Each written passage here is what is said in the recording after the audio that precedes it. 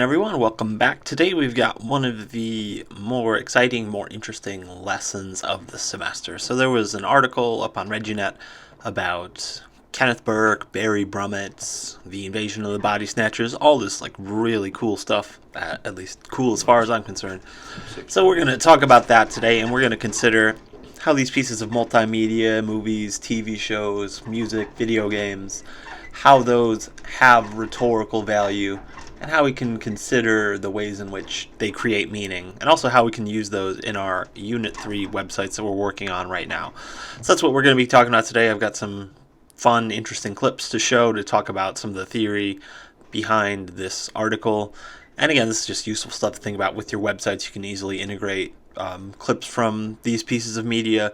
They can add a little bit of a dynamic feel to your websites. So definitely something to keep in mind. Also, there is some homework for you. So the last reading of the year is Google Making Us Stupid? And we'll have a quiz on that next week as well. So as we near the end of the semester, we're going to focus on more some conceptual stuff, and this article definitely achieves those goals as we think about how meaning is created, how we do research, how we read. Kind of everything we've talked about in Unit 3 is wrapped up in that article. So we'll do that next week. So definitely check it out. Again, very interesting piece. So today's lesson is primarily focused on Barry Brummett and his work with rhetorician Kenneth Burke. So Kenneth Burke's a pretty famous name in the field of rhetoric, though unless you are a student of English, you probably haven't heard of him. But one of Burke's biggest ideas was the fact that drama can best represent the human condition. So Barry Brummett takes this a step further and applies it to various kinds of media, specifically movies in his article. And the reason Brummett specifically works with mass media, including movies, TV shows, for his pieces, when Kenneth Burke originally came up with this concept, it was mostly applied to literature, plays, things of that nature, but those have kind of lost the cultural salience, cultural capital, if you will. So those are not super common. So what Brummett has rather is updated these features to make it more applicable to our everyday lives. So when we're talking about Burke, when we're talking about his ideas, and to an extent the ideas that Brummett is putting forth in this article, why does he choose literature? So Brummett notes that one of Burke's central concepts is the idea is that literature is equipment for living. By that, he means that through components or structures of literature, people confront their lived situations, celebrate their triumphs, and encompass their tragedies. So what Burke is getting at here is that through literature, we can encounter or share experiences with other people, albeit anonymously, albeit through different forms of media. And this is important in terms of why Brummett has chosen literature. So Burke picks drama as the central metaphor because of his insistence that any method should represent rather than reduce the subject matter. And to represent something means to sum up its essence and the dramatic aspects of what people do and what people say. That is what human action is all about. So what Burke feels is that drama, literature, and media are the best way to represent life, the best way to represent what it is we are experiencing on our day-to-day lives. But do you feel that modern media can be equipment for living? Is this the best way to represent the human condition? Is this the best way to discuss the issues that we are facing in our lives? Another thing to keep in mind as we're contemplating Brummett, multimedia, and pop culture is, why do people look towards the media? Part of the reason for this is there are a lot of serious topics that can sometimes be difficult for us to cope with. And as such, people can oftentimes look towards the media for solace. For Burke, media can represent rather than reduce humanity, and when we look to these representations, it can help expose us to the reality that we are facing, provide us the equipment for living because we see other people living through the same things, the same difficult events that we find ourselves facing at this very moment. When we see other people, or when we read about other people going through similar circumstances, it can be a soothing and helpful way for us to mentally prepare for what we ourselves are incurring on our day-to-day lives. So that's another thing for you to consider as you think about mass media and what impact it can have on our lives. So, with all of those aspects in mind, I'm going to take you to the forum post we have for the class here today. So, what I want you to do is think about, what do you feel about mass media? So, Burke and Brummett felt that it could adequately represent the human condition. It could adequately represent what it means to be alive, what it means to deal with the complex problems, social relationships, work, whatever it might be, whatever problems we're facing. So, do you think that's indeed the case?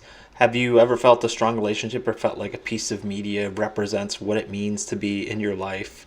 What examples, if any, can you come up with? And finally, do you think the media is capable of representing complex ideas such as college life, climate change, struggle of the middle class, whatever it might be?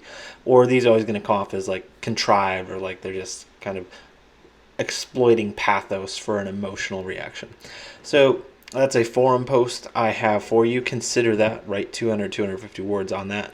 And if you have some examples, you can post it and write on those as well. So to help get our minds going, to help us think about some examples that we might have seen, I do have a series of examples along with some clips at the end of this lesson to give you some ideas in terms of what complex ideas media can try to represent. So some examples that have caught my eye over the past few years. Anti-intellectualism is something that comes up a lot, especially Fahrenheit 451. You may have read that at some point in your life. It's about a dystopian future where people are burning books. And we kind of see that there's a lot of anti-science rhetoric, a lot of anti-education going on in the world right now. So that's particularly striking in this moment. The futility of war is kind of, I don't want to say evergreen because that kind of makes it seem like a good thing, but the futility of war is something that's always going to be represented in the media. Catch-22, which is a more humorous take on it, as well as Slaughterhouse-Five. I'm going to talk about the trouble of coping with dealing with war and the problems when you come back from it as well. So those are a couple examples. I'm sure there are a bunch of other ones that you might be more familiar with as well. If we want to get a little bit more existential, The True Nature of Man, Heart of Darkness, short story by Joseph Conrad, talks about a guy who goes to the heart of Africa to get a bunch of ivory so he can attain a higher social position and get the blessing to marry someone he loves. Also, The Road, which is a movie with Viggo Mortensen. It's also a fantastic novel by Cormac McCarthy. Kind of fucking depressing about how, in the end, the world would kind of turn into monsters. Speaking of monsters, The Absurdity of Existence, The Metamorphosis by Franz Kafka. If any of you are into existentialism, that's a really good one. Essentially with that story, a guy wakes up as a giant bug and his first thought is, oh fuck, I gotta get to work, which I don't know about you, but if I wake up as a giant bug, I have other questions that I want to ask before I drive over to ISU and try to teach a class of some kind. But that's kind of the absurdity of the situation we're living in, right? Making money, having a job, that's everything, and everything is kind of subsidiary to that. So that's an interesting take on it, a bit of an extreme example. And another one, I've got the impacts of drug trade on civilization. Oregon just decriminalized, I think, every drug, which is interesting because that's a plot point exactly from season 4 of The Wire. Scarface also kind of shows the glamorous and downfall of drug lords, and the issue with the war on drugs is something that's been of cultural concern in this country, at least for decades now. So these media representations take different approaches to discussing it, but these are just some examples. So for your forum post, if you're considering writing about some kind of media, these are some examples you might build off of, or other books, movies, TV shows, video games that you have experience with. So this is what Brummett was talking about in terms of equipment for living. These novels, these TV shows, these movies that I've mentioned here that I've kind of briefly talked about, people going through these situations. So maybe someone coming home from war reads Slaughterhouse-Five or Catch-22, or maybe somebody who just lost their job reads The Metamorphosis, or somebody who finds themselves struggling with addiction watches Scarface or The Wire. These TV shows, these examples, they can provide us with an idea of how other people deal with situations. And that's essentially at the heart of what Burke and Brummett are talking about, that these pieces of media, they can help us connect with other people in the world to see what they're doing to survive, to live through the situations we have here. So it's up to you to decide if that's something you're interested in writing about or if you feel that this is accurate at all. So in addition to these examples, I also have some videos that I will let play as well to kind of further illustrate the point I'm talking to in a less abstract sense. The first example we have is from The Simpsons, and this cartoon discusses standardized testing. Now, I have some strong feelings about testing, especially standardized testing, in particular, how it fails to really capture the academic acumen of students. So pay attention to how this clip is representing the field of testing and studying in general. Welcome to another school year. One important note, the flower-based names of the reading groups are now barnyard-based. Mr. Becker has protested the move, so his group will remain the Daffodils. Yeah! Where my dills at? Go Dills! Go Dills! Go Dills! I never tire of that. One other announcement. At the end of the month, we'll be participating in the Vice President's Assessment Test. He stinks! We're assessing you, not him. Withdrawn.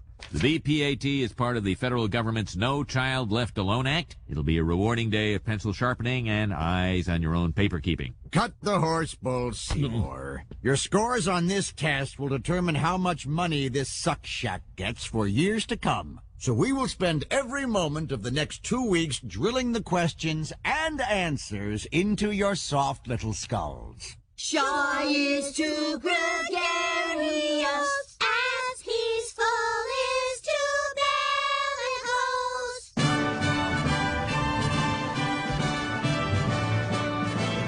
bellicose. Okay, children, the answers to the standardized test fall into 12 basic patterns. Repeat after me. Akaka, dabica, akakaka. Akaka, dabica, akakaka. Number 2. Dakaka, a dada, batacat. Dabica, a dada, batacat. Biggest city in Montana. Helena? Wrong. Huh. 912 divided by 6. You can't teach this way. Yes, I can. Ha! Oh. But he's sure it works. Wah! Where were these studies conducted? Ball State. A very interesting clip from The Simpsons, and perhaps a useful piece of equipment for living for people going through standardized testing. For high school students, people looking to get into grad school, the standardized tests they use to determine admissions can be difficult for people to cope with, can be difficult for people to deal with. But this more satirical take might be useful to help people realize how ridiculous these tests are, how they're just drilled in without any actual focus on education. And that might be something to help someone provide them with equipment for living, for realizing that these tests are not the end-all, be-all of their lives. The next example I have for you is from the TV show Futurama. This clip deals with the concept of global warming. And again, global warming, climate change can be a difficult subject. It might not necessarily be something a lot of people want to engage with, but it's still an issue that we must take seriously and contemplate in our lives. So this clip uses pathos and emotional appeal, uses humor to make it more accessible, and gives us an opportunity to demonstrate some rather complex science in a format that's easy to digest and understand. So check out this clip and see what it has to say about climate change, and does that kind of match what your expectation, what your experience has been with dealing with it as well. Global warming, or none like it hot.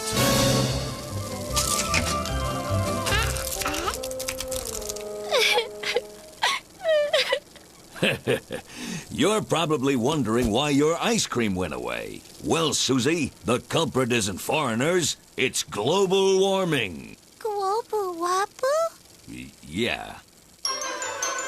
Meet Mr. Sunbeam. He comes all the way from the sun to visit Earth. Hello, Earth. Just popping in to brighten your day. La la la la la la la. And now I'll be on my way. Not so fast, Sunbeam. We're greenhouse gases. You ain't going nowhere. Oh, ah, oh, ah, oh, oh, God, it hurts. Pretty soon, Earth is chock full of sunbeams. They're rotting corpses heating our atmosphere. How How do we get rid of the greenhouse gases? Fortunately, our handsomest politicians came up with a cheap, last-minute way to combat global warming. Ever since 2063, we simply drop a giant ice cube into the ocean every now and then. Just like Daddy puts in his drink every morning. And then he gets mad. Of course, since the greenhouse gases are still building up, it takes more and more ice each time. Thus solving the problem once and for all. But... Once and for all! So those were just a few examples of mass media representing what it means to be alive, what it means to be human, what it means to deal with real complex human issues. Now, it's kind of debatable how effectively the clips I have represent what it means to be alive, or just if media can do that in general. So that's what the forum post is dealing with for this week. If you want to write about that, if you do write about that, I'll give you extra credit since this is kind of a bit more complex. There's a lot more to consider and a lot more to write about here. So why are we doing this? Why are we talking about mass media? Why is it applicable to your project? So with your Unit 3 projects, with your websites, you can integrate any kind of media you want, but you don't want to just kind of throw in a TV show clip just at random because you want to do that. You need to think about what it's going to say about you. How is it going to reflect on you as an author? Different audiences are going to take things up differently. They're going to interpret your media, your message, and take that as a reflection on you in different ways. So it's important to think about, okay, what is this clip trying to say? What is it trying to tell me? And how might other people take this up? What might it say about me? Which is very important considering the goal of this project is to get someone to hire you at some point. So while multimedia images, media clips like what we've talked about here today can be a useful way to make your websites more dynamic, there's also a lot more to it than just kind of clicking and dragging something onto your Weebly page or your Wix page or whatever it is that you're working with. So keep that in mind as you're working through your websites. Those will be due a couple weeks from today. So yeah, that's all I've got for you today. Consider these for your projects. And again, just thank you all for a great semester. It's been kind of difficult getting through this, but we've all done our best. Really proud of the work you've done, so great job on that. And again, congratulations for just about finishing. There's a little bit more to do, but I trust you all have the abilities to succeed greatly. Thanks again.